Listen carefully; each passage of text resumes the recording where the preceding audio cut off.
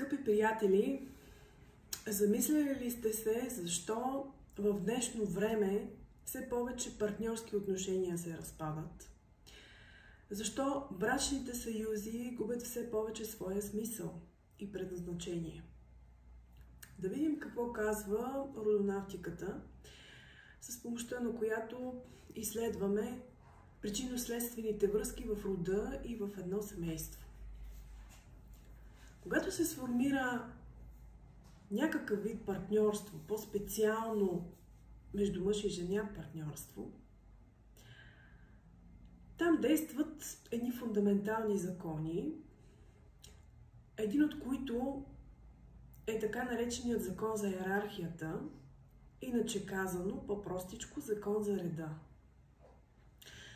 Според него, хората в едно семейство, в един род, в една семейна структура, те не са с равни правомощия.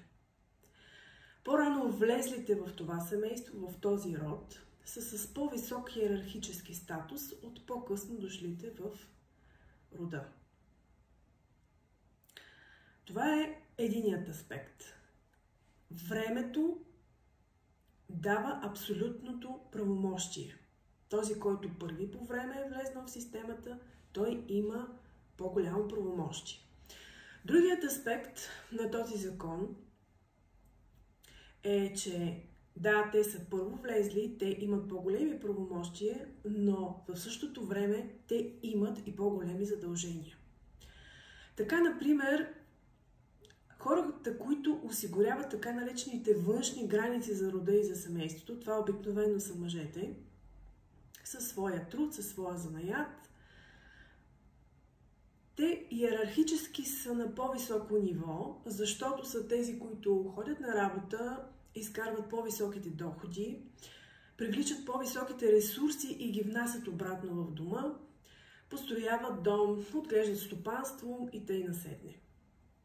Така че, да, те са с по-висок статус, те са с по-високи правомощия, но имат и по-големи задължения. Когато една жена се влюби и дойде, бъде сгодена за своя съпруг, сключи се брак, осъществи се сватба, в тази си своя влюбеност тя е склонна да следва мъжа си. И това го показва нейното поведение. Тя започва да го следва в неговите културни разбирания, в религията му, религиозните му възгледи. В нашата българска традиция е много застъпено жената да приема фамилията на мъжа си.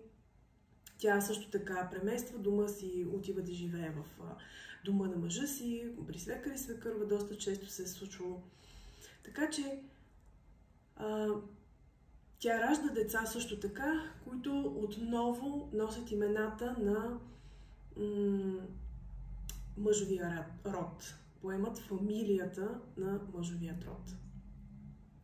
Така че тя наистина е склонна да следва мъжа си.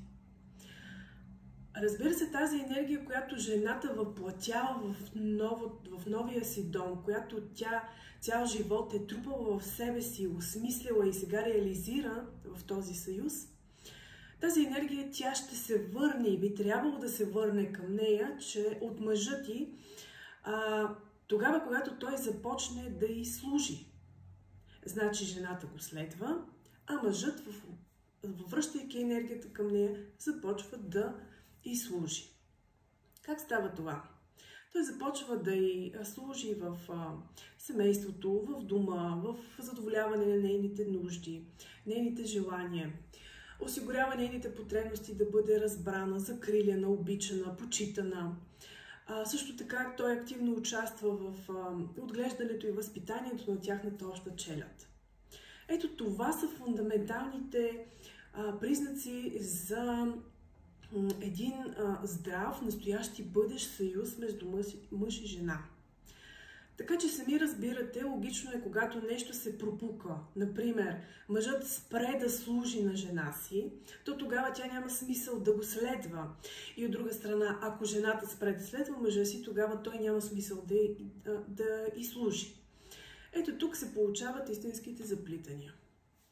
Родовата терапия, скъпи приятели, осветлява тези заплитания, които се получават при неспазване и неразбирането на този закон за реда в рода. Родовата терапия е много полезна при изправяне на тези връзки и също при изглаждането на проблема.